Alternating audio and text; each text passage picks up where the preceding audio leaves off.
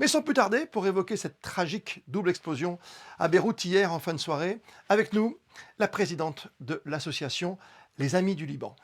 Madame Alani, bonsoir à vous. Bonsoir.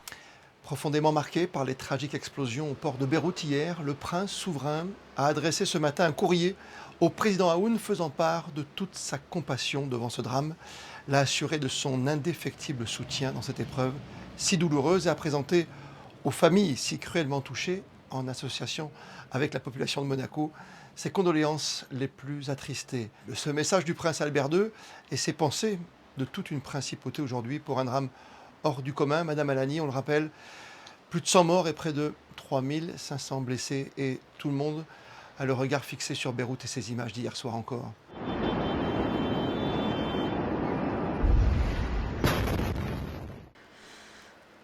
Vous avez dû recevoir des dizaines de messages hier, Madame Alani. Oui, beaucoup plus, et même ce matin, et même toute la nuit.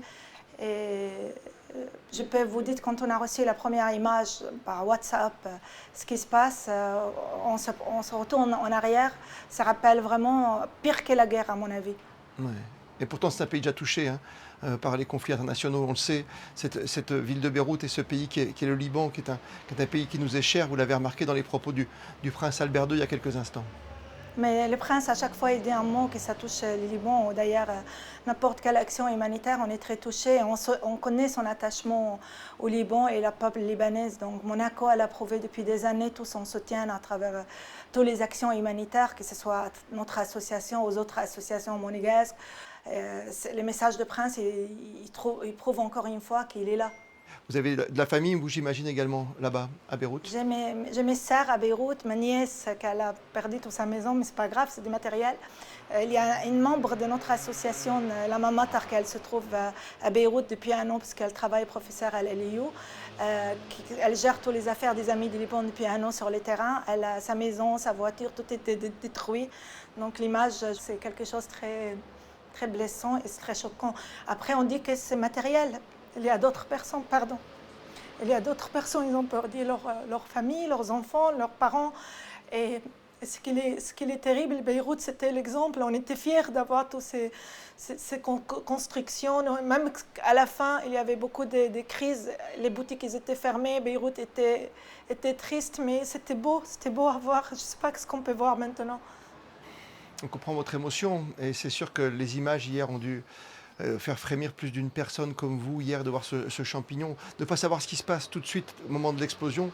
On s'aperçoit que ce sont des matières invisiblement chimiques explosives de nitrate qui ont donc enchaîné évidemment les doubles explosions. C'est un peu ce qui est arrivé avec la catastrophe AZF un peu plus près de nous en France en 2001, c'est ça? N'importe quelle catastrophe, n'importe où dans le monde, c'est choquant. Alors vous imaginez un pays comme le Liban avec tout ce qu'il traverse en ce moment. Comme vous savez, il y a la crise économique, il y a la crise politique, il y a le Covid-19. Et vous savez, il y a 5000 personnes qui sont touchées par le Covid actuellement avec plein été au Liban. On se dit ce soir ensemble que c'est beaucoup pour un pays aujourd'hui et une ville comme Beyrouth qui pour l'instant est à moitié fermée automatiquement, qui a été touchée à, c'est ça, à 50%. Elle est à moitié fermée maintenant, mais depuis le mois d'octobre, là, il y a eu la catastrophe d'hier, que le monde entier, il ouvre ses yeux et il a un regard vers Beyrouth et le Liban. Mais le Liban, depuis le mois d'octobre, il traverse une crise énorme. L'économie, je peux vous dire qu'à l'entrée scolaire en septembre, il y avait des parents qui se tuaient devant l'école. Un père, il se brûlait parce qu'il n'arrive pas à scolariser ses enfants. Un autre qui s'est donné une balle dans la tête parce qu'il n'arrive pas à acheter du pain pour sa famille. Donc, moi, c'est ça qui me touche.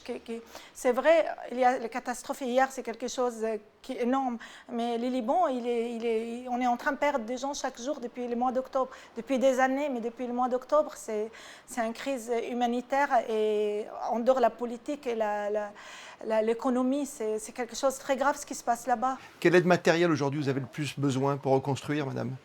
Moi, j'étais très touchée aujourd'hui. J'ai eu la MAD, M. Jean Foissard, au téléphone pour dire qu'est-ce qu'on peut faire. J'ai eu la coopération internationale, comment nous pouvons vous aider. Et nous, on pense par rapport à Monaco, qu'est-ce qu'on va faire de notre part.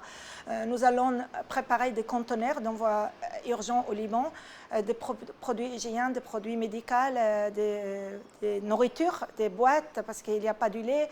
Et vous savez, hier, c'était aussi frappé pour le blé où on fait les farines, on va pas avoir des farines pour faire du pain maintenant. Il n'y a même pas Il n'y a même de pas pain. ça. Je rappelle que vous êtes la présidente, bien sûr, des Amis du Liban. Les Amis du Liban qui ont un parrain que nous connaissons tous, évidemment, ici en principauté, c'est Didier Deschamps.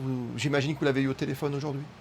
Oui, déjà, et il m'a encore exprimé son soutien et il est attaché au Liban, il est attaché à la cause du Liban et avec sa femme Claude, on m'a fait part comme quoi ils sont là et on a tout son soutien et il suit de près tout ce qu'on fait et Didier, un parrain, il est bien engagé.